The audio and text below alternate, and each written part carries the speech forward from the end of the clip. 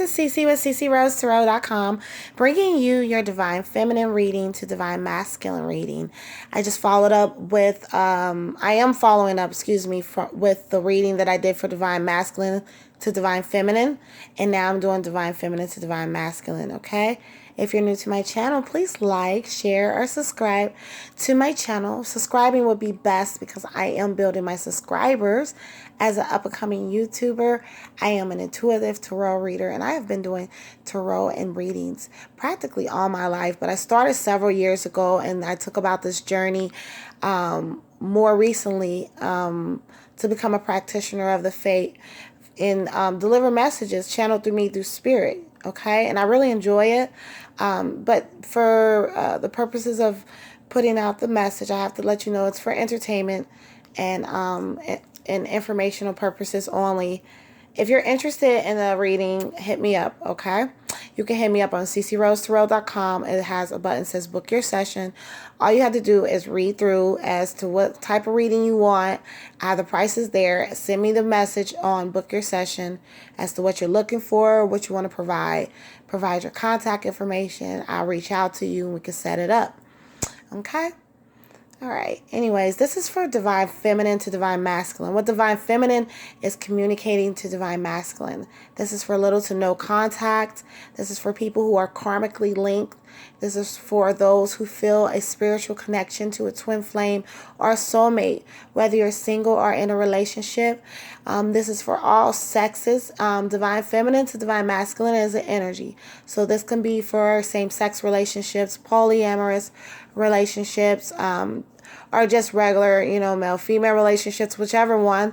This isn't specific to anyone. This is just the energy of Divine Feminine and what she wants to communicate to Divine Masculine on that level, especially if you're not in communication, okay? What she feels and how she's feeling. If you have not had contact or at all with a person or little contact with that person, okay? Let's get started. Now, the first three cards that I got was the Ace of Staffs, the Three of Swords, and then the Six of Swords. Okay, so immediately I thought this is what I wanted. This is all I wanted with you. With the Ace of Staffs is a fire energy. That's Aries, Leo, Sagittarius, but behind fire is a lot of power, flame, passion, and what passion is, just obsession, just everything you can think about with fire. Just like you fueled me. You were everything to me. And this is what Divine Feminine is feeling towards Divine Masculine. Like, this is all I wanted, was to start this whole new lifestyle, this whole new creative, passionate, fiery, like no other beginning with you. Divine Feminine is urging you that this is what she's always wanted to pursue and what she's always wanted, whether it's past, present, future, okay? She's always wanted this with you. If you're in a relationship and you're not getting communication from your female mate or your feminine mate on the emotional level, this is probably how she's feeling also. All I wanted was this abundant beginning, but you did this. You hurt me. Now, I know that hurt and pain isn't really a projection of the other person. So Divine Feminine is kind of waking up to the hurt and pain that she's inflicted to Divine Masculine. But because she wanted, and because Divine Feminine craved this newfound beginning with you so bad, and how you hurt her or how you damaged her heart so much, it has her really in the mode of just practically shutting off everything, every emotion, every spiritual tie to you. She feels that she has to do this, that she has to drown out all the old, The swords are stuck in the boat, so she's not going to get far. It looks like Divine Feminine, you're just really running from a lot of the same. This is the same message in the Divine Masculine, believe it or not. It looks like Divine Feminine is just trying to look towards the shore, but not really focus on what's in the boat. So there's been hurt and pain inflicted on both parts, but Divine Feminine is feeling very hurt, very heartbroken, very sad over a situation that Divine Masculine inflicted. or has something to do with the divine masculine. She's feeling like mentally and emotionally distraught by this, and even if she's not displaying it on the surface, or even if she might not display it on the surface, okay, divine feminine is looking more towards the shore, coming out of these troubled waters, and not even looking back. She doesn't want to look back. So a lot of divine feminine has given up as a result of heartbreak. And divine feminine is letting divine masculine know, I'm giving up because of how bad you hurt me.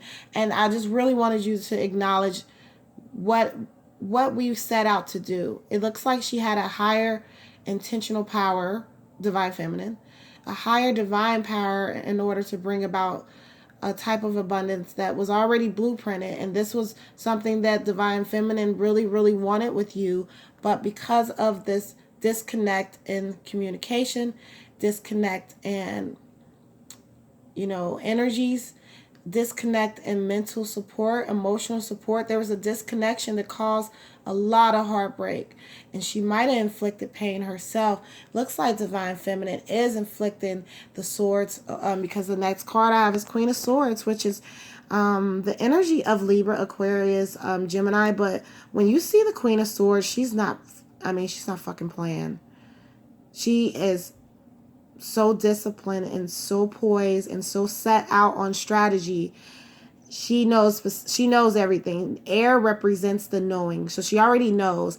Associated with Aquarian, when they say the Aquarian age, it's the knowing age. So she knows every trick in a book, every little lie, every little secret, anything. The Queen of Swords knows. Is she going to act on it? No, she's going to cut out things, and she's going to exercise the sword as far as exercising discipline. I have double swords. It looks like it looks like divine feminine is just taking mastery over her mind, connecting with the higher realms of the gods, connecting with angels, connecting with spirit, doing a lot of like divine feminine right now. Y'all are like one with God, and using that power in order to strike out anything that doesn't serve her. Divine feminine is very in tune with her spiritual nature. And with the Ace of Swords, she is backing off. She's cutting it all off. She wants change. This is what divine feminine wanted. And she wants to revolt this change, and at the expense of sacrifice and cutting off in whatever it is. Now notice the Kundalini. Now I said Kundalini, the snake wrapped around a sword, but snake represents Kundalini energy. So it's an energy. So what she's doing is about to cut through that energy, or really just putting her sword through the energy of that which tries to control her. But at the end of the day, Queen of Swords, she governs that. You cannot manipulate or mess with a woman mentally. Not the feminine energy. You can mess with that energy mentally and emotionally. That is not a game that divine masculine governs. Divine masculine really governs the realm of the stars, the realm of the earths. Mars is a planet of artillery and more a fiery planet. Mars is a masculine planet. So divine masculine representing that artillery masculine energy is not Queen of Swords energy. That is not the energy of divine masculine. Divine feminine rules over that. Divine feminine rules and governs the mind games, the emotional games, and all of that. And it looks like whatever was inflicted, divine feminine is putting it back out to divine masculine because of the hurt and pain. It caused her extreme sadness. And when I'm seeing all these swords, divine feminine is at the point that she can't even communicate anymore, that she's not even talking, that she's just such in this hardcore mode that she has to lay down discipline and laws in order to enact change. I have the Chariot. She's ready to change everything about herself. Divine masculine. Divine feminine is ready to do a whole 360. Don't be surprised if you see your divine feminine do a whole 360 as far as her lifestyle goes, her appearance goes, her spiritual connection, her popularity. It looks like this new change is going to be in favor of divine feminine because of all this heartbreak and tests that she had to go through. There is a big change coming for divine feminine, and she has to be very, like, in a way it might come off to you like she's being a bitch and just really stuck in her ways, but things hurt her.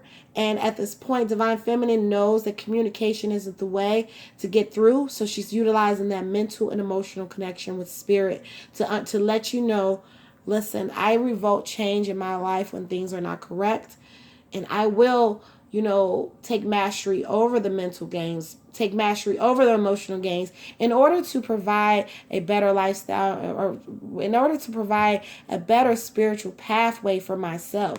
Divine feminine is doing this in regards to righteousness, and it is fueled through a spiritual inclination, and it's fueled through divine. It's a divine force that's fueling her to act in this way. Okay. The next card I have is the Seven of Cups. This just confirms how divine feminine feels. She has already outlined what she intends on having in her life as far as abundance, love goes. It could be in earthly ties to pursuance of business or career endeavors, everything that she wants and has laid out.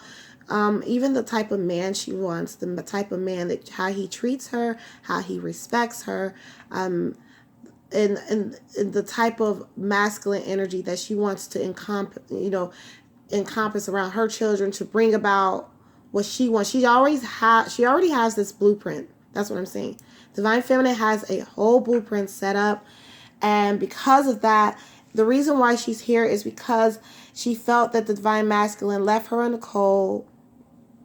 Divine masculine left her in the cold and was not there when she needed. So she's working in spiritual realms. Divine feminine is working working and using her earthly energy, her oneness with everything, really, in order to ensure that she doesn't come to this level again. She's actually putting out there to divine masculine what she entails as the important person to take care of her mentally, spiritually, and emotionally. She's putting it out there, and she's praying about it. She's meditating on it. Divine feminine, this is what she's doing. She doesn't want to be left in the cold ever again, withdrawn, abandoned. This is not the energy of divine feminine. This is not how she's able to bring about the abundance that she's capable of bringing. Divine feminine desires an emperor that takes care of everything, an emperor that doesn't question his ability and being able to govern his kingdom. He takes control. He knows exactly what to do. He has it all. He's not questionable as far as his liability goes. Everyone can depend on him. He has a lot of wealth. He has a lot of health. She desires the emperor. Divine feminine needs the emperor to match and balance out her empress energy, which is opposite emperor. Okay? The message I pulled from this meditation deck also said, from the divine feminine to divine masculine, speak the truth. Do not become anger, and give when asked, even be it a little. By these three conditions, one goes to the presence of the gods, the Buddha. Again, meditate on this message and know that this message is coming from divine feminine and saying, don't be angered by how you feel. Don't suppress it. Understand that when you give me the ability to express myself, when you give me the ability to connect with you spiritually, divine masculine, it connects with the presence of God. It connects with the presence of the oneness of the gods, okay? It's very important that divine masculine connects with the spirit. Take care. Thank you.